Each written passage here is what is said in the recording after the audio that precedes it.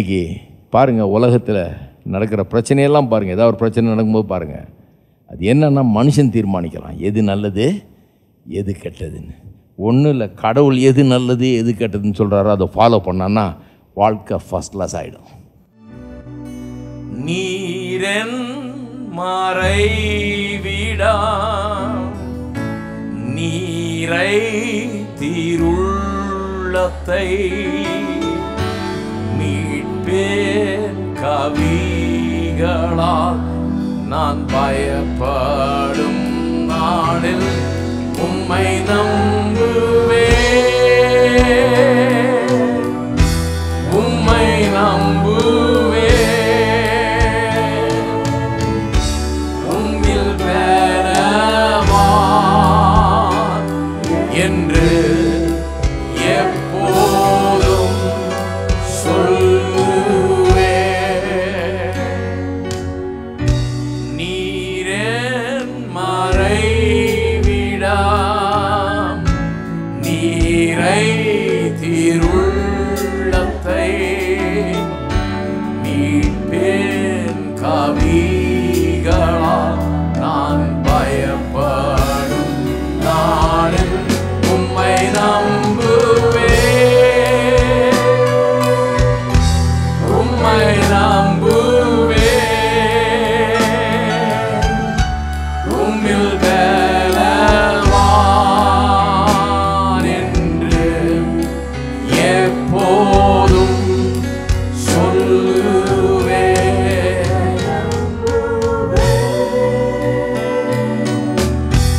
உம்மை நம்புவேன்,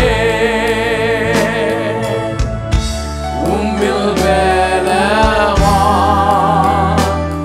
என்று எப்போதும் சொல்லுவேன். உம்மை நம்புவேன், உம்மை நம்புவேன். உம்மில் பலவான் என்று எப்போதும் சொல்லுவேன். உம்மை நம்புவேன், உம்மை நம்புவேன். உம்மில் பலவான் என்று எப்போதும் சொல்லுவேன்.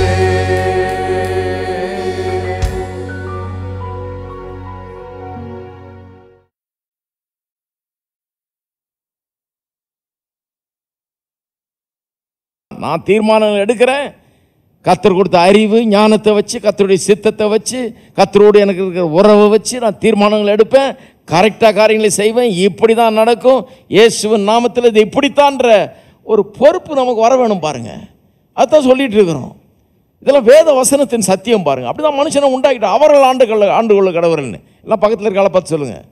குறிப்பாக பக்கத்தில் புருஷன் உட்கார்ந்தா சொல்லுங்கள், நாம தான் ஆள போகிறோம்.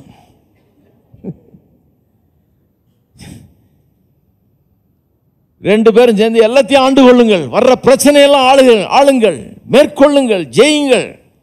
அதுதான் வேதவசனம் சொல்லுது. எத்தனை பேருக்கு சந்தோஷம்? பாருங்க, சந்தோஷப்படுங்க, முழிக்காதீங்க. என்னையா இப்படி சொல்லிட்டீங்க நீங்கள்? நான் கர்த்தரை நம்பி இருக்கிறேன். இன்னும் சொல்லுற அதோட வேர்ட்ஸ், நான் அந்த ஊழியக்காரனை நம்பி இருந்தேன். நீ சொல்ல வேணாமா? அவருக்கு ஃபோன் பண்ணிங்க, அவர் ஜெபம் பண்ணி எல்லாத்தையும் தீர்த்து வைப்பார். கர்த்தர் அப்படி சொல்லலை. சந்தோஷப்படுங்க, கர்த்தர் உங்களை அலைய விடலைன்றதுக்கு. லைனில் நிற்க விடலை, ஃபோன் கிடைக்காம அவதிப்பட விடலை. ஆண்டு கொள்ள கடவர்கள் அவங்க ஆளுவாங்கன்னு சொல்ல, நீங்கள் ஆளுவீர்கள். இருக்கிறீங்களா? சரி, பிசாசு எப்படி கெடுக்கிறாங்க பாருங்கள். எவ்வளோ ஆளுகையில் இருந்த மனுஷனுடைய வாழ்க்கையை எப்படி கெடுத்தாங்கிறத கொஞ்சம் கவனிங்க. நல்லா எப்படி வர்றான் பாருங்கள். வந்த உடனே அவன் சொல்கிற ஸ்டேட்மெண்ட்டை கவனிங்க. அவன் சொல்லுகிறான், நீங்கள் தோட்டத்தில் உள்ள சகல விருட்சத்தின் கனியும் புசிக்க வேண்டாம் என்று தேவன் சொன்னது உண்டோ? இப்போ வாஸ்தவ 1ஆம் வசனத்தில் இருக்குது. அது நான் சொல்லது, என்ன பார்க்காதீங்க. இங்கே பாருங்கள், நீங்கள் தோட்டத்தில் உள்ள சகல விருட்சங்களின் கனியும் புசிக்க வேண்டாம் என்று தேவன் எப்படி திரிக்கிறாங்க பாருங்கள். கர்த்தர் என்ன சொன்னார்? அவ்வளவு மரஞ்செடி கொடிகள் பழங்கள்லாம் பல வகைகள்லாம் உண்டாக்கி வச்சுட்டு எல்லாத்தையும் புசிக்கலாம், இந்த ஒன்றை மட்டும் புசிக்காதன்னார். இவன் எப்படி அப்படியே டோட்டலாக திருப்புறான் பாருங்க. சகல விருட்சத்தின் கனியும் புசிக்க வேண்டாம் என்று சொன்னது உண்டோ? அப்படியா சொன்னார் அவர்? அதாவது எடுத்த எடுப்பிலேயே கடவுள் வந்து ரொம்ப கடினமானவர். அவரை மாதிரி ஒரு கஞ்சத்தனமானவரை பார்க்க முடியாது. இவ்வளோ பண்ணி வச்சிருக்காரு, நீ சாப்பிட்டா என்னவா, உன்னை எதுவுமே சாப்பிடக்கூடாதுன்ட்டாரா? இவ்வளோ இருக்குது, ஒன்றுமே சாப்பிடக்கூடாதுன்னு சொல்லிட்டாரா ஒன்று அப்படிங்கிற மாதிரி கேட்குறான். பிசாசினுடைய தோற்றத்தை இங்கே நல்லா பார்த்துங்க. பிசாசு எப்படிப்பட்டவன்? பிசாசுன்னா நிறைய பேர் என்ன நினைக்கிறாங்க, இந்த பில்லி சூனியம் மந்திரவாதம் இதே தான். பிசாசுன்னொன்னே அதுதான் மனசில் வருது அவங்களுக்கு. அப்புறம் பிசாசுன்னொன்னே 2 கொம்பு வச்சுட்டு கருப்பு உருவமாக ஒரு வாளோட வந்து நிற்பான். விகாரமாக இருக்கும், பார்த்தாலே பயந்துரும். கிடையாது, கண்டிப்பாக அப்படி வரமாட்டான். எப்படி வரான்னு சொல்கிறேன். கர்த்தர் சொன்னதை அப்படியே ஆப்போசிட்டாக திருப்பி போட்டு ஆப்போசிட்டாக சொல்லுவான் பிசாசு. அதுதான் பிசாசு. என்ன சொல்கிறான்? சகல விருட்சத்தின் கனியும் புசியாதீர்கள் என்று சொன்னது உண்டோ அப்படின்றான். டோட்டலாக அவர் சொன்னதுக்கு ஆப்போசிட்டாக சொல்லுகிறான். ஏன் அப்படி பண்ணுறான்றதை கவனிக்கணும் பாருங்கள். அப்படி தான் பிசாசு வர்றான். அதை வந்து சில நேரத்தில் மனுஷர்கள் சொல்லுவார்கள். உங்கள்கிட்ட மனுஷர்கள் சொல்லுவார்கள். நீங்கள் வெறும் மனுஷன் தானே நினச்சக்கூடாது. இயேசு மாதிரி அதை டிசர்ன் பண்ண தெரியணும், இது எங்கேருந்து வருதுன்னு. மனுஷன் தான் சொல்கிறான், மனுஷன் வாயிலேருந்து தான் வருது. சொல்கிறது உங்கள் சொந்தக்காரர் அல்லது நண்பர்கள், இன்னொரு விசுவாசியாக கூட இருக்கலாம். ஹலோ, யாரும் சிரிக்கிறாங்க. ஐயோ அப்படியே புட்டு புட்டு வைக்கிறாரு.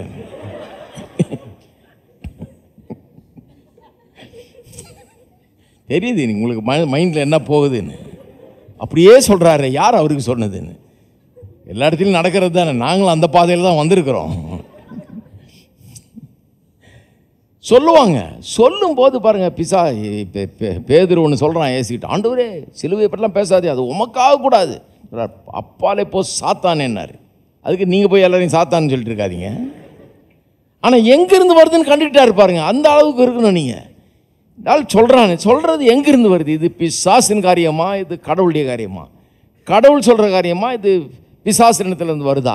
கடவுள் சொல்கிறதுக்கு ஆப்போசிட்டாக இருந்ததுன்னா அது பிசாசினிடத்துலேருந்து வருகிற ஒன்று. எத்தனை பேர் சொல்கிறீங்க ஆமென்னு? அப்போ கடவுள் என்ன சொல்லியிருக்காரு? எல்லா மரத்தின் கனியும் புசிக்கலாம், இந்த ஒரு மரத்தின் கனியை புசிக்காது. இவன் என்ன சொல்கிறான்? சகல விருட்சங்கள் கனியை புசிக்க வேண்டாம் என்று சொன்னது உண்டோ அப்படிங்கிறான். அப்போ கர்த்தர் ரொம்ப மோசமானவர், ரொம்ப கடினமானவர், இவ்வளோ பண்ணி வச்சுட்டு ஒன்றுமே தொடவானான்ட்டாரு. அப்படி தானே பண்ணார் ஒன்று அப்படின்ற மாதிரி கேட்குறான். கொஞ்சம் ஏமாந்தா அப்படியே போட்டு அமுக்கிடுவான் பாருங்கள், நம்ப வச்சிருவான். அப்படி தான் கேட்குறான். நிறைய பேர் இன்றைக்கு அப்படிப்பட்ட ஒரு எண்ணத்தை பரப்புகிறாரு பாருங்க. அந்த எண்ணமே பிசாசினிடத்துலேருந்து வந்த எண்ணம். இவங்களெல்லாம் பிசாசுன்னு சொல்ல நான். ஹலோ, அது பிசாசு தூண்டுகிற ஒரு எண்ணம். அதை பிசாசு ஜனங்களை உபயோகப்படுத்தி பரப்புறான் பாருங்க. எப்படிப்பட்ட ஒரு எண்ணம்! கர்த்தர் நீ எதையுமே நல்லது அனுபவிக்கக்கூடாதுன்னு நினைக்கிறாரு. எல்லாத்தையும் வச்சிருக்கிறாரு, ஆனால் உனக்கு ஒன்றும் கிடைச்சிடக்கூடாதுன்னு நினைக்கிறாரு அப்படின்றவாங்க. அதனால் பார்த்தீங்கன்னா சிலர் பாருங்க, அவங்களுடைய பேச்சு எப்படி இருக்குன்னா, ஆடம்பரம் கூடாது. நான் ஒருத்தரை கேட்டேன், யாருங்க அளவுகோல் சொல்கிறது எது ஆடம்பரம் எது ஆடம்பரம் இல்லைன்னு? ஆடம்பரம் கூடாதுன்றாரு. சரி, எது ஆடம்பரம் எது ஆடம்பரம் இல்லை யார் சொல்கிறது? இவர் தான் சொல்லுவார். அதுக்கு எனக்கு நான் சொல்லியிருக்கேன், எங்கள் அப்பா அந்த காலத்தில் ஒரு ஃப்ரிட்ஜு வாங்கினார் பாருங்க. அந்த காலத்தில் எல்லாம் செகண்ட் ஹேண்டில் தான் வாங்குவோம். கார் என்றைக்கு புதுசு வாங்கினதே கிடையாது, செகண்ட் ஹேண்டு தான். ஏன்னா கார் புக் பண்ணிங்கன்னா 5-6 வருஷம் ஆகும் அது, அதனால் வாங்க முடியாது. எல்லாமே செகண்ட் ஹேண்டில் தான் வாங்கணும். ஸோ வாங்கணும்னு யோசித்தாலே, நான் இப்போ இல்லை சொல்கிறது, இப்போ புதுசாக வாங்கலாம். அப்போ மைண்ட் செகண்ட் ஹேண்டு தான் யோசிக்கும். ஒரு ஃப்ரிட்ஜு வாங்கணும்னு யோசித்தாலே செகண்ட் ஹேண்ட். ஃப்ரிட்ஜு யாரும் வச்சில்லை அப்போல்லாம் ரொம்ப. அப்போ எங்கள் அப்பா ஒரு ஃப்ரிட்ஜு வாங்கினார். ஒரு வெள்ளைக்கார மிஷினரிட்ட போய் அவர் ஊருக்கு போகிறாரு. அவர் பழைய ஃப்ரிட்ஜை ரொம்ப சீப்பாக கொடுத்தாரு. சும்மா சில 100 ரூபா கொடுத்து வாங்கினார் பெரிய ஃப்ரிட்ஜு. அது கொஞ்சம் துரு பிடிச்சி போயிருந்துச்சு, 10-15 வருஷம் ஓல்டு. அது போகிற நேரத்தில் தள்ளிட்டு போயிட்டார் அவர். அதை ஒரு வண்டியில் ஏற்றி நான் கொண்டாந்தேன் பாருங்கள். அங்கே நின்றுருந்த 2-3 பேர் சொல்கிறாங்க, உலகம் உலகம் உலகம் போகுது. நல்ல ஒரு ஆவிக்குரிய வீட்டுக்குள்ளே உலகம் போய்கிட்டு இருக்குது. குழு பெட்டி போகுது ஐயா வீட்டுக்குள்ளே, குழு பெட்டி போகுதுன்னாங்க. அதே ஆளுங்க இன்றைக்கி உயிரோடு இருக்கிறாங்க. அவங்க வீட்லேயும் குழு பெட்டி இருக்குது. இன்றைக்கி வேதவசனம் சொல்லுது, கர்த்தர் இவ்வளவு பெரியவர், இவ்வளவு நல்லவர், மனுஷனை ஏதேன் தோட்டத்தில் வச்சார், எல்லாத்தையும் கொடுத்தாரு. இன்றைக்கும் அவர் அப்படி தான். இன்றைக்கி வேற ஒரு திட்டத்தை கர்த்தர் வச்சில்லை. அன்னைக்கு ஏதேன் தோட்டம், இன்னைக்கு அண்ட ஒரு குடிசையும் அரை வயிற்று கஞ்சியும் அல்ல. அப்படி ஒரு திட்டத்தை கர்த்தர் எண்ணி கூட பார்க்கறதே கிடையாது. அவர் கர்த்தர், அவர் பஞ்சப்பாட்டில் இல்லை, அவர் நம்மளை மாதிரி யோசிக்கிறது இல்லை. அவர் 800 1000 1500 சிசியான்னு யோசிச்சுட்டு இல்லை. அவர் தினந்தோறும் உட்காந்து பெட்ரோல் விலையை யோசிச்சுட்டு இல்லை. 5 வருஷம் 5 ரூபா ஏறிடுச்சோ, 5 ரூபா ஏறிடுச்சோ அப்படின்னு அதை பெருசாக இது பண்ணிட்டு இருக்கிறது இல்லை. 5 ரூபா ஏறிடுச்சுன்னா வேத வசனத்தின்படி பார்த்தா அந்த 5 ரூபாயை எப்படி கொண்டாடுறதுன்னு தெரிஞ்சுக்கணும் நம்ம, அவ்வளோதான். அதை பற்றி வருத்தப்பட்டு பிரயோஜனம் கிடையாது. அதனால் ஜனங்க சொல்கிறத நம்பவே கூடாது. அவங்க அந்த லெவலில் இருந்துக்கிட்டு அப்படி பேசுகிறாங்க. அதனால தான் நான் சொல்கிறேன், கர்த்தர் சொல்கிறத நம்புங்க. இதுதான் வாழ்க்கை. யாராவது ஒருத்தர் வந்து உங்கள்கிட்ட இது ஆடம்பரம், இது உங்களுக்கு தேவையில்லை அப்படின்னா, எது ஆடம்பரம்னு அவர் சொல்லட்டுங்க. ஹலோ, யார் சொல்லட்டும்? அவர் சொல்லட்டும். அவர் சொன்ன நான் கேட்டுக்கிறேன். அவர் உனக்கு இது வேண்டாம்பா, இது ரொம்ப ஆடம்பரம் அப்படின்னாருன்னா நான் கேட்டுக்கிறேன். நீங்கள் சொல்ல வேணாம் எனக்கு. ஏன்னா நீங்கள் வந்து உங்களுக்கு ரப்பர் செருப்பு போட்டாலே ஆடம்பரம்ன்ற ஊர்லேருந்து வர்றீங்க ஒருவேளை. அப்புறம் அதை நான் ஆடம்பரம்னு எடுத்துகிட்டு நான் வாழ முடியாது. அப்படிலாம் இருக்கவே முடியாது. செருப்பு போடுறது ஆடம்பரம் நினைக்கிற ஆளுகள்லாம் இருக்கிறாங்க உலகத்தில். அவங்களுக்கு அது ஆடம்பரமாக தெரியுது. ஷூ போட்டால் அது வந்து பாவமாக தெரியுது சிலருக்கு. ஷூ போடுறாரா, அப்புறம் கோட்டு போட்டால் அது நிச்சயம் நரகம்தான்.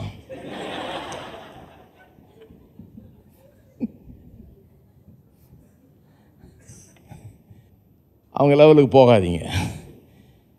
நீங்கள் கர்த்தர் அளவுகளாக வச்சுங்க. அவர் தான் சொல்லணும். அவருக்கு தான் அந்த உரிமை இருக்குது. எது ரைட்டு, எது தப்பு, எது ஆடம்பரம், எது வந்து நல்லது, எது கெட்டது, எல்லாம் அவர் சொல்லட்டும். சரி, கவனிப்போம். அப்போ பிசாசு பாருங்கள் இப்படி தான் வேலை செய்கிறான் பாருங்கள். ஜனங்கள் எப்படி கெடுக்கிறான் தெரியுமா? ஒன்றும் பெருசாக பில்லி சூனியம் மந்திரவாதத்தில் வந்து கெடுக்கிறது இல்லை. இப்படி தான் கெடுக்கிறான். புத்தியை கெடுத்துட்றான் பாருங்கள். இது ஆடம்பரம், அது உனக்கு வேணாம், அது உனக்கு நல்லதில்லை, இது ரொம்ப டூ மச், இது உனக்கு அது வேணாம், இது வேணாம், இப்படி இருந்துக்கோ, அப்படி இருந்துக்கோ, நீ ரொம்ப இப்படியே இருந்துக்கோ, நீ தாழ்மையிலேயே இருந்துக்கோ, வெறும் ரப்பர் செருப்பு தான், அது தவிர வேறு போடாத. ஒருத்தர் சொல்கிறார், நான் அந்த காலத்தில் இந்த காலத்தில் ரப்பர் செருப்பு மட்டும்தான். ரப்பர் செருப்பு போடுறது தப்பே கிடையாது. ஆனால் இது மட்டும்தான் ஒரு கொள்கை தேவையா? ஹலோ, அப்படிப்பட்ட கொள்கையெல்லாம் தேவையே கிடையாது. காலகாலத்துக்கு அது வேறு வேறு மாதிரி வந்துக்கிட்டு இருக்குது. ஷூலாம் நல்லதாக வாங்கி போட்டுக்க வேண்டியது தானே.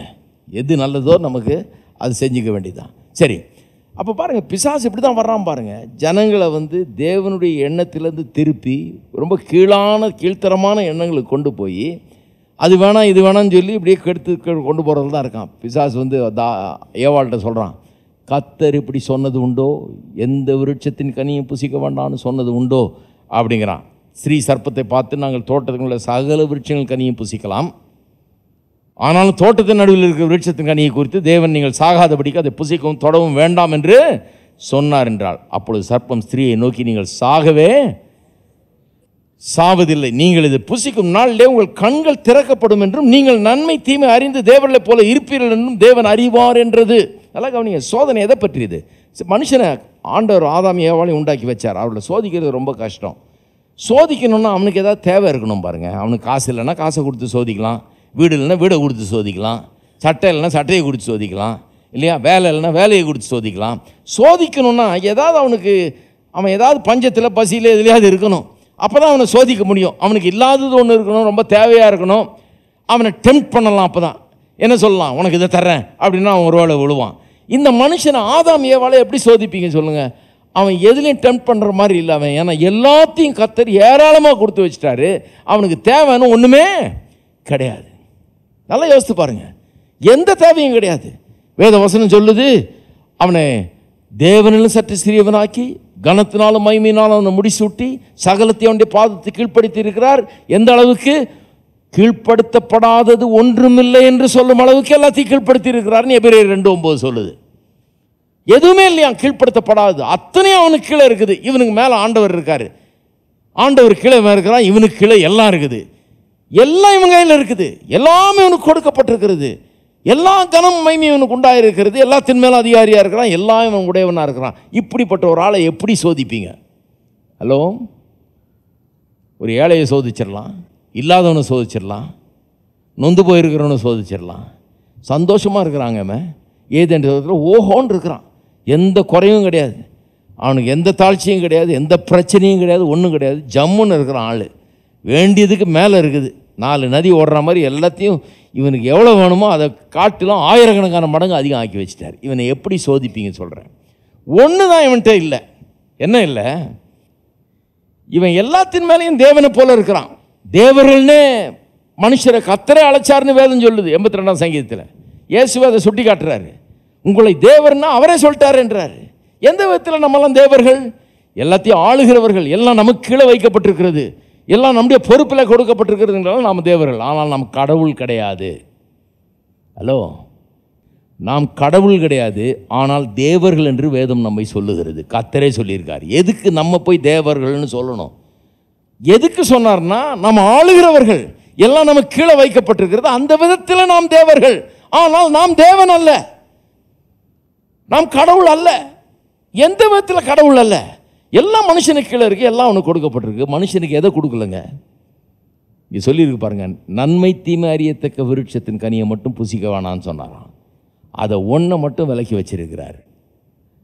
இந்த நன்மை தீமை அறியத்தக்கன்னா என்ன அர்த்தம், என்ன மீனிங்னு நல்லா புரிஞ்சுங்க. சிலர் சொல்கிறாங்க it refers to moral knowledge. அதாவது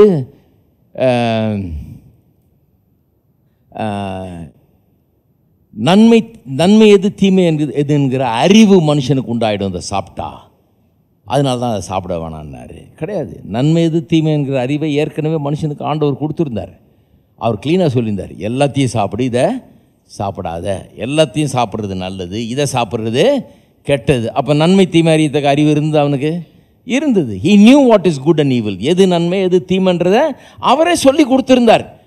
அப்போ இனிமேல் இதை சாப்பிட்டு அவன் நன்மை எது தீமைன்னு அறிந்து கொள்ள வேண்டியதில்லை. அவருடைய வார்த்தையை கேட்டாலே போதும் எது நன்மை எது தீமைன்னு விளங்கி கொள்ள முடியும் இல்லையா? இன்னும் சில காரணங்கள்லாம் சொல்கிறாங்க, அதுக்குள்ளே போக விரும்பலை நான், ஏன்னா டைம் வேஸ்ட். அது அதெல்லாம் காரணம் கிடையாது. அதெல்லாம் வீணாக இவங்க சர்மைஸ் பண்ணுறாங்க. அதாவது அவங்க யூகிக்கிறாங்க, இப்படி இருக்கலாம் அப்படி இருக்கலாம்னு சொல்லி. என்ன உண்மையான அர்த்தம் என்ன? இந்த நன்மை தீமை அறியத்தக்க விருட்சத்தை ஏன் புசிக்க வேணான்னு சொன்னார்? அந்த நன்மை தீமை அறியத்தக்க விருட்சம் என்ன பண்ணிவிடும் உங்களுக்கு? அதை புசிச்சா என்ன ஆகிடும்? எதனால் அப்படி சொன்னார்னு கொஞ்சம் யோசித்து பாருங்கள். என்ன ஆகும்னா, என்னத்தினால் அவங்க சோதிக்கப்பட்டாங்க? ஏன் அதை எடுத்து புசிச்சாங்க? அது ஏன் அவ்வளோ பெரிய சோதனையாக இருந்தது பாருங்கள். மனுஷனை இன்றைக்கி நாமெல்லாம் பாவத்தில் கிடக்கிறோம். ஆதாம் பாவம் செஞ்சதுனால நமக்குள்ளே பாவம் வந்துருச்சு. பாவத்திலே பிறக்கிறோன்னு வேதம் சொல்லுது. தாய் என்னை பாவத்தில் கற்பந்தரித்தால் நான் துர்க்குணத்திலே உருவானேன்னு சங்கீதக்காரன் சொல்லுகிறான். அப்போ நமக்கெல்லாம் பிறக்கும்போதே பாவம் கூட பிறந்துருது, நம்மளோட கூட பிறந்த சுவாபமாக இருக்குது. ஆனால் நம்ம பாவம் செய்கிறது சகஜமாகி விட்டுது. அது ஒன்றும் பாவம் செஞ்சால் ஆச்சரியமாக யாரும் பார்க்குறது இல்லை. ஏன்னா மனுஷனாக இருந்தால் பாவம் செய்கிறாம அப்படிங்கிற மாதிரி ஆயிடுச்சு இன்றைக்கு. ஆனால் ஆதாம் அப்படி இல்லையே. ஆதாம் ஏவாள் அப்படி இல்லையே. ஒரு இன்னசென்ட் ஸ்டேட்டில் உண்டாக்கப்பட்டார்கள் அவர்கள். ஒரு பாவிக்கு பிறக்கல, அவங்க பாவம் செய்த மனுஷனுக்கு பிறக்கல, பாவ கரை அவர்கள் மீது படவில்லை. ஒரு ஒன்றுமறியாத ஒரு நிலையில் இன்னசென்ஸ் பாவமறியாதவர்களாக அவர்கள் இருந்தார்கள். அப்படி தான் உண்டாக்குனார் கர்த்தர். அப்போ பாவமறியாதவர்களாக இன்னசென்ட் ஸ்டேட்டில் இருந்தாங்க. அது மட்டும் இல்லை, அந்த இன்னசென்ட் ஸ்டேட் மட்டும் கிடையாது, அவர்களுக்கு எல்லாம் கொடுக்கப்பட்டிருந்தது. அதனால் பாவம் செய்ய வேண்டிய அவசியமே கிடையாது. அப்போ எந்த விதத்தில் தான் அவர்கள் பாவம் செய்யலாம்? ஒரே ஒரு பாவம் தான் செய்யலாம். குடிக்கிறதுக்கு சாராய கடை கிடையாது. ஹலோ, புருஷன் முன்னாடி சீட் பண்ணுறதுக்கு வேறு யாரும் கிடையாது, ஒன்றும் கிடையாது. பாருங்க, எதுவும் வேறு எதுவும் பண்ண முடியாது. அப்போ என்ன தான் பாவம் செய்யலாம்? அவனுக்கு இன்னசென்ட் ஸ்டேட்டில் இருக்குது. அவன் பாவம் இல்லாமல் உண்டாக்கப்பட்டிருக்கிறான், தூய்மையாக இருக்கிறான். அது மட்டும் இல்லாமல் அவனுக்கு எல்லாம் இருக்குது, எல்லா சந்தோஷமும் இருக்குது, எல்லா சமாதானமும் இருக்குது, எல்லாம் இருக்குது, நிறைவும் இருக்குது. அப்போ என்ன தான் பாவம்? பாவம் என்னவா தான் இருக்கலாம். அவனுடைய முதல் பாவம் என்ன? நல்லா கவனிங்க. ஏன் அவன் பாவம் செஞ்சான்? ஏன் இந்த நன்மை தீமை அறியத்தக்க விருட்சத்தை கனியை புசிக்க வேண்டாம்னு சொன்னது அவ்வளோ பெரிய சோதனை ஆயிடுச்சு அவனுக்கு. எதுக்கு அதை எடுத்து புசித்தான்? அதனால் என்ன உண்டாகுன்னு அவன் நினச்சான். எது அவனை சோதித்தது? எதனால் சோதிக்கப்பட்டு அவன் அதை எடுத்து சாப்பிட்டான். சோதனை என்ன? ஒரே ஒரு சோதனை தான். என்ன தெரியுமா உங்களுக்கு? இதை சாப்பிட்டா நன்மை எது தீமை எதுன்னு அறிஞ்சுக்கொள்வான்னு இல்லை, அது ஏற்கனவே அறிஞ்சிருந்தான். வேற என்ன? தேவன் ஒருவர் மட்டும்தான் எது நன்மை எது தீமைன்னு சொல்லக்கூடிய அத்தாரிட்டியில் இருந்தார். நன்மை தீமை என்று யார் சொல்றது? அவர் தான் அளவுகோல். அந்த உரிமை மட்டும் அவர்கிட்ட இருந்தது. அவர் இந்த அறிவை இவனுக்கு தருகிறார். எது நன்மை எது தீமை என்று டிட்டர்மின் பண்றது, தீர்மானிக்கிறது அவருடைய பொறுப்பு. அவர் தேவன். அந்த விதத்தில் மனுஷனுக்கு மேலாக அவர் இருக்கிறார். அந்த ஒரு பொறுப்பை தான் இவன்கிட்ட கொடுக்கல, அந்த ஒரு பொறுப்பு தான் இவனுக்கு மறுக்கப்படுகிறது. இந்த விருட்சத்தின் கனியை பூசிக்காதனார். ஏன்னா நன்மை எது தீமை எதுன்னு சொல்ல வேண்டியது ஏன் பொறுப்பு? அது ஓம் பொறுப்பு கிடையாது. நீ என்னைக்கு நான் டிசைட் பண்ணிக்கிறேன் எது நல்லது என் வாழ்க்கைக்கு எது கெட்டதுன்றதை நான் தீர்மானிச்சுக்கிறேன், நீ என்னைக்கு சொல்றியோ அன்றைக்கு வாழ்க்கை தாறுமாறா போயிடுன்றது தான் சொல்றாரு. சாகவே சாவாயின் அர்த்தம் வந்து மூச்சு நின்று போயிடும், உளுந்து செத்துருவேன். அது எவ்வளோ பெட்டர் சில நேரத்தில். அப்படி அர்த்தம் கிடையாது. நீ அதை செய்கிற நாளில் உன் வாழ்க்கைக்குள்ள ஒரு விதமான மரணம் பிரவேசித்து விடும். சந்தோஷம் இல்லாத நிலைமை, சமாதானம் இல்லாத நிலைமை, வாழ்வு போய்விடும், சந்தோஷம் போயிடும், சமாதானம் போயிடும், மகிழ்ச்சி போயிடும், நிம்மதி போயிடும், வாழ்க்கை கெட்டு போயிடும், தாறுமாறாயிடும் தான் சொல்றாரு. ஆகவே அதை உன் கையில் எடுக்காத. எல்லாத்தையும் உனக்கு கொடுத்துருக்கேன், எல்லாத்தையும் உனக்கு பாதப்படிக்க கீழே வச்சிருக்கிறேன். ஒன்றும் உனக்கு கீழ்ப்படுத்தப்படாதது இல்லவே இல்லை. உலகத்தில் அத்தனையும் கீழ்ப்படுத்தப்பட்டிருக்கிறது. ஒன்றே ஒன்று தான் உனக்கு கீழ்ப்படுத்தப்படாதது. அது என்ன? எது நன்மை எது தீமை என்று தீர்மானிக்கக்கூடிய அந்த உரிமை உனக்கு கிடையாது. அதை எடுக்காது. எடுத்தினா கெட்டு போயிடுவேன்னாரு. இன்றைக்கி பாருங்கள், உலகத்தில் நடக்கிற பிரச்சனையெல்லாம் பாருங்கள். ஏதாவது ஒரு பிரச்சனை நடக்கும்போது பாருங்கள், அது என்னன்னா மனுஷன் தீர்மானிக்கலாம் எது நல்லது எது கெட்டதுன்னு. ஒன்றும் இல்லை, கடவுள் எது நல்லது எது கெட்டதுன்னு சொல்கிறாரோ அதை ஃபாலோ பண்ணான்னா வாழ்க்கை ஃபர்ஸ்ட் கிளாஸ் ஆகிடும். இயேசுவின் நாமம் இனிதான நாமம், இணையில்லா நாமம், இன்ப நாமம். இயேசுவின் நாமம் இனிதான நாமம், இணையில்லா நாமம், இன்ப நாமம். எங்கள் இயேசுவின் நாமம் இனிதான நாமம்,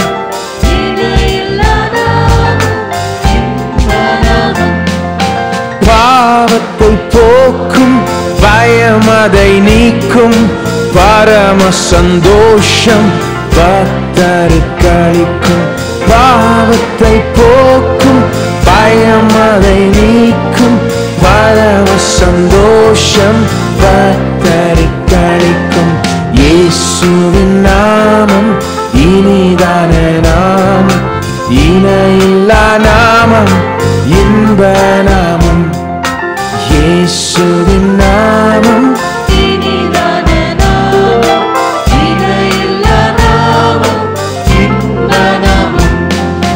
பரிமள தைலமாம் இயேசுவின் நாமம், வாரெங்கும் வாசனை வீசிடும் நாமம். பரிமள தைலமாம் இயேசுவின் நாமம், வாரெங்கும் வாசனை வீசிடும் நாமம். இயேசுவின் நாமம் இனிதான நாமம், இணையில்லா நாமம், இன்ப நாமம்.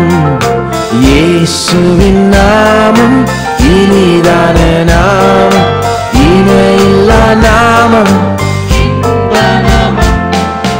வானிலும் பூவிலும் மேலான நாமம், வானாதி வானவர் இயேசுவின் நாமம். வானிலும் பூவிலும் மேலான நாமம், வானாதி வானவர் இயேசுவின் நாமம். இயேசுவின்